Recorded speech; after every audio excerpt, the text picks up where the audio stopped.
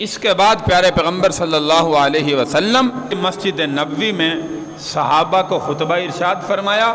جس میں فرمایا کہ میرے صحابہ اگر کسی کو میں نے کبھی کچھ کہا ہو تو اللہ کی رضا کے لیے مجھے معاف کر دے، کسی کا کوئی قرض دینا ہو وہ ابھی زندگی میں مطالبہ کر لے، قیامت کے روز میدان محشر میں یہ سوال نہ کھڑا کرے کہ اللہ کے نبی صلی اللہ علیہ وسلم نے ہم نے کوئی پیسے لینے ہیں، کوئی چیز لینی ہے، آخرت میں مجھ سے مطالبہ نہ کرے، اسی دنیا میں جو ہے وہ مجھ سے سوال کر لے تاکہ میں اس کا ادا کر سکوں۔ کہتے ہیں کہ ایک صحابی کھڑے ہوئے، یا رسول اللہ آپ نے میرے 3 درہم جو ہے وہ دینے ہیں۔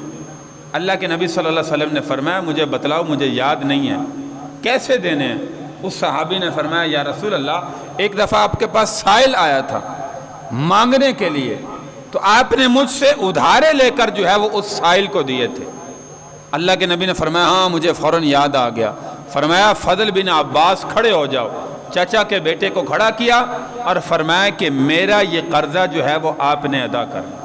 اس نے کہا یا رسول اللہ میرے ماں باپ آپ پر قربان، میری جان آپ پر قربان، میں آپ کا قرضہ جو ہے وہ ابھی ادا کرتا ہوں۔ اللہ کے نبی صلی اللہ علیہ وسلم کے گھر میں دیکھیے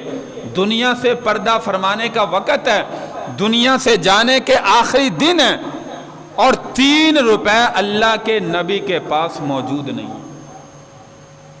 آج کا کوئی مسلمان کھڑا ہو کے کہے کہ میرے پاس ملکیت میں 3 روپے نہیں، وہ اتنا غریب دکھائیں، مزدور سے مزدور، غریب سے غریب طبقے کا بندہ بھی، آپ جانتے ہیں کہ اس کے پاس لاکھوں روپے گھر میں یا کہیں پہ موجود ہوتے ہیں، لاکھوں کی پراپرٹی موجود ہوتی ہے۔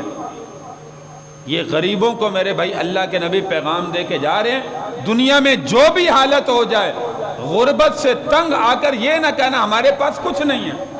ہر حال میں اللہ کی ذات کا شکر ادا کرنا۔ تمہارے نبی کے پاس دنیا سے جاتے ہوئے 3 روپے جو ہے وہ موجود نہیں۔ تو فضل بن عباس نے فرمایا یا رسول اللہ میں آپ کا قرضہ ذمہ لیتا ہوں،